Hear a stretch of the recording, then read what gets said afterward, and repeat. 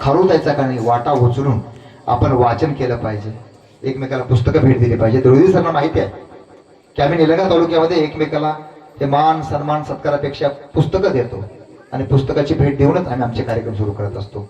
संभाजी धैर्य सर, आणि म्हणून तुमचंही कौतुक आहे, तुम्ही हे सगळं केलात. वेळ कमी होता, पुस्तकं आणणं वेळेअभावी शक्य झालं नाही.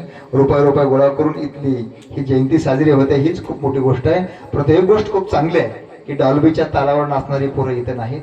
वैचारिक चळवळ या ठिकाणी होत आहे, वैचारिक जयंती या ठिकाणी होत आहे. फक्त एक उदाहरण देतोय. नाही मौल्यानो, आम्ही तुम्ही किती भाग्यवान आहोत. आपण डॉक्टर बाबासाहेब आंबेडकरच्या देशामध्ये जन्माला आलो.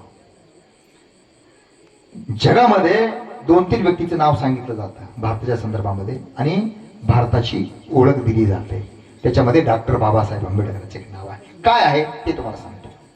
मी तुम्हाला म्हणालो की चपलापाशी बुटापाशी बसून ज्याने शिक्षण घेतलं, ज्ञान घेतलं, ज्ञानलालसा सोडली नाही, कितीही अपमान झाला, कितीही संघर्ष करावा लागला, कितीही अवमान झाला, समाजानं कितीही निंदा नालस्ती केली, मारधोड केली, कपडे फाडले, रक्तबंबाळ केलं, हे सगळं केलं गेलेलं असलं तरी अभ्यासाची जिज्ञासा कधी त्या माणसाने सोडली नाही.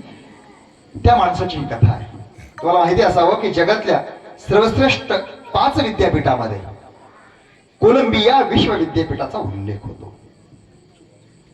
त्या कोलंबिया विश्वविद्यापीठाच्या इतिहासामध्ये म्हणजे 250 वर्षाच्या इतिहासामध्ये संभाजी सर जेवढे जगभरातले लोक आले, शिक्षण घेतले आणि बाहेर पडले, त्या लोकांनी समाजासाठी, देशासाठी, मानवतेसाठी जे महान कार्य केलं, त्या कोलंबिया विश्वविद्यापीठाच्या इतिहासामधील 250 वर्षाच्या इतिहासातील शिकून बाहेर पडलेल्या जगभरातल्या सर्वश्रेष्ठ 100 विद्यार्थ्यांची यादी तयार करण्याचं काम परीक्षकानं, अभ्यासकानं, समीक्षकांनी केलं.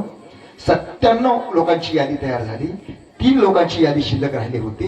तो सगळा अभ्यास करत असताना, चिंतन मनन करत असताना, सगळे निकष लावत असताना 250 वर्षामधून या विद्यापीठामधून शिकून गेलेल्या, जगभर विखुरलेल्या आणि जगासाठी अत्यंत सुंदर चांगलं काम करणाऱ्या त्या 250 वर्षाच्या कोलंबिया विश्वविद्यापीठाच्या इतिहासामध्ये सर्वश्रेष्ठ 100 विद्यार्थ्यांची यादी तयार झाली आणि त्याच्यामध्ये पहिलं नाव आणि पहिला क्रमांक डॉक्टर बाबासाहेब आंबेडकरांना प्राप्त झाला. हा आमच्या तुमच्यासाठी आणि संपूर्ण जगासाठी गौरवाचा वैभवशाली इतिहास डॉक्टर बाबासाहेब आंबेडकरांच्या नावाने लिहिला गेलाय.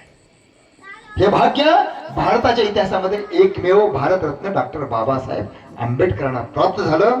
हे त्यांच्या ज्ञानामुळे, हे त्यांच्या कष्टामुळे आणि त्यांनी इथल्या माणसाच्या विकासासाठी, समृद्धीसाठी, उन्नतीसाठी जेवढं काम केलेलं आहे ते सगळं श्री डॉक्टर बाबासाहेब आंबेडकरला जातं. एवढंच नाही की जगातल्या अनेक विद्यापीठामध्ये डॉक्टर बाबासाहेब आंबेडकरांचे पुतळे बसवण्यात आलेले आहेत.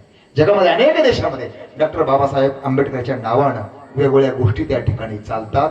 हे भाग्य डॉक्टर बाबासाहेब आंबेडकरांना प्राप्त झालं. मी तुम्हाला सांगत होतो कोलंबिया विश्वविद्यापीठामध्ये डॉक्टर बाबासाहेब आंबेडकरचा पुतळा आहे. त्याच्या खाली एक वाक्य लिहिलेलं आहे, सिम्बॉल ऑफ नॉलेज. वैष्णवी, काय अर्थ होतो त्याचा? संध्या, सिम्बॉल ऑफ नॉलेज. इथे इंग्रजीचे प्राध्यापक बसले, प्राध्यापक रोहित बनसोडे सर, त्यांना विचारला, ते तुम्हाला सांगते. सर, सिम्बॉल ऑफ नॉलेज म्हणजे काय आम्हाला सांगा. जगामधल्या ज्ञानाचं प्रतीक जर कोण असेल, जगामधल्या ज्ञानाचं प्रतीक डॉक्टर बाबासाहेब आंबेडकर, असा त्याचा अर्थ आहे. पोटाची भूक मारून, पायी प्रवास करून, पैसे वाचून ज्यांनी अहोरात्र शिक्षण घेतलं, तो मुलगा 18 तास अभ्यास करायचा, 22 तास अभ्यास करायचा.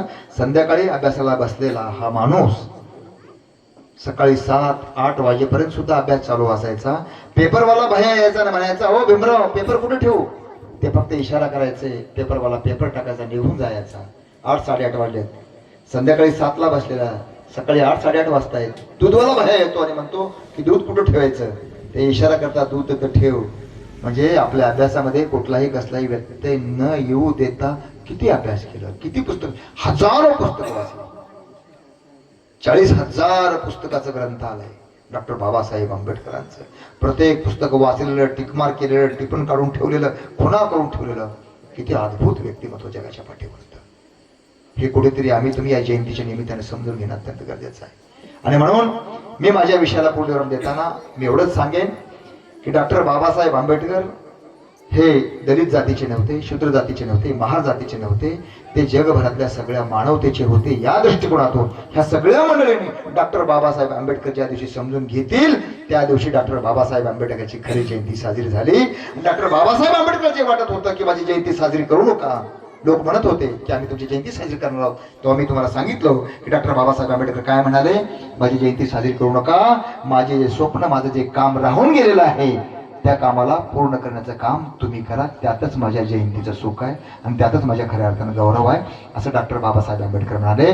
म्हणून आजच्या परिस्थितीमध्ये सर्वात जास्त या देशाला जर कोणाची गरज असेल तर डॉक्टर बाबासाहेब आंबेडकरांच्या संविधानाची गरज आहे, डॉक्टर बाबासाहेब आंबेडकरांच्या विचाराची गरज आहे. आणि खऱ्या अर्थानं डॉक्टर बाबासाहेब आंबेडकरचं जीवनचरित्र समजून घेणं, ते कार्य समजून घेणं आणि त्या विचाराला आम्ही तुम्ही पुढे घेऊन जाणं, मला वाटतंय संभाजी धैर्य सर खऱ्या अर्थानं डॉक्टर बाबासाहेब आंबेडकरांच्या जयंतीचं ते काम आहे, ते कार्य आहे. त्या अर्थाने ही जयंती आपण समजून घेतली पाहिजे. आदरणीय अंकुशजी सर, रोहित सर, धमानंदजी, संभाजी धैर्य सरांनी हे सगळं घडवून आणले. 5-7 दिवसापासून प्रयत्न करतोय, रुपया गोळा करून हे सगळी सजावट, हे सगळं जे काही उभं केलंय त्या माणसाने केलंय, त्याच्या पाठीमागच्या मित्रांनी केलेलं आहे. म्हणून त्या मित्रांचं, धैर्य सरांचं मी यांच्या या चांगल्या कार्याबद्दल, वैचारिक जयंती साजरी केल्याबद्दल मनापासून हार्दिक अभिनंदन करतो, हार्दिक पुढच्या कार्याला शुभेच्छा देतो. शेवटचा एक प्रसंग, एक रशियन माणूस भारतामध्ये आला भारताचा अभ्यास करण्यासाठी. त्याला एका दिवसामध्ये एक माणूस भेटला हिंदू धर्माचा, त्याची भेट झाली. भेट झाल्यानंतर तो म्हणाला रामराम साहेब, तोही त्याला रामराम म्हणाला. 2-4 दिवसानंतर एका मुस्लिम व्यक्तीची भेट झाली, त्याने त्याला सलाम अलेकुम म्हटलं, त्याने त्याला अलेकुम सलाम म्हटलं. पुन्हा 2-4 दिवसानंतर एका शीख माणसाची भेट झाली, सत श्री अकाल झाला, वाहेगुरुजी की खालसा झालं. त्याच्यानंतर एका जैन माणसाची भेट झाली, जय जिनेंद्र झाला. एका बौद्ध माणसाची भेट झाली, नमो बुद्धानम झालं. सगळ्या जाती धर्माची माणसं भेटली, त्याने आपला अभिप्राय लिहिला, पुस्तक तयार झालं. आणि जात असताना विश्वकवी, नोबेल पुरस्कार विजेते रवींद्रनाथ टागोरांची आणि त्या रशियन माणसाची भेट झाली. तेव्हा रवींद्रनाथ टागोरांनी विचारलं की आमचा देश कसा वाटला, तेव्हा त्याने जो अभिप्राय दिलाय तो खूप महत्वाचा आहे. एवढं जर समजलं तर आपला डॉक्टर बाबासाहेब आंबेडकर समजले. तो रशियन माणूस म्हणाला की रवींद्रनाथ टागोरजी, बाकी काही बाबतीत तुमचा देश खूप चांगला आहे, परंतु मला तुमच्या देशामध्ये कोणीतरी एक हिंदू भेटला, मला तुमच्या देशामध्ये कोणीतरी एक मुस्लिम भेटला, मला तुमच्या देशामध्ये कोणीतरी एक बौद्ध भेटला, जैन भेटला, ईसाई भेटला, शीख भेटला, परंतु मला तुमच्या देशामध्ये एकही भारतीय भेटला नाही. ही मी अत्यंत दुःखानं, खेदानं माझी भावना व्यक्त करतो. ह्या पुस्तकाचा शेवटचा अभिप्राय असा आहे.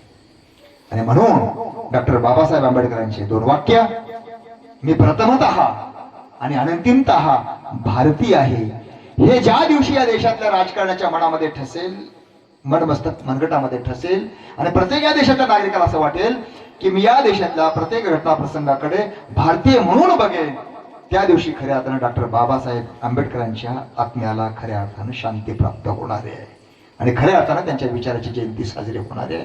ज्या जातीला, ज्या समाजाला, ज्या देशाला आपला खरा इतिहास माहिती नसतो, तो देश, तो समाज, ती जात नवा इतिहास निर्माण करू शकत नाही. आम्हाला तुम्हाला आपल्या घरापासून, आपल्या झोपड्यापासून, आपल्या कुटुंबाचा, आपल्या समाजाचा, आपल्या देशाचा, आपल्या राष्ट्राचा नवा इतिहास जर निर्माण करायचा असेल तर डॉक्टर बाबासाहेब आंबेडकराशिवाय पर्याय नाही, छत्रपती शिवाजी महाराजाशिवाय पर्याय नाही, महात्मा बसवेश्वराशिवाय पर्याय नाही, महात्मा कबीराशिवाय, जगद्गुरु तुकोबाराशिवाय पर्याय नाही, अण्णाभाऊ साठे, शाहू महाराज, शिवफुले आंबेडकर आणि महात्मा फुलेशिवाय पर्याय नाही, गाडगे बाबाशिवाय पर्याय नाही. एवढी विनंती करतो.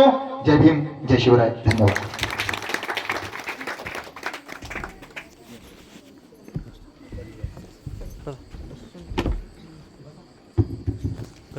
धन्यवाद सर.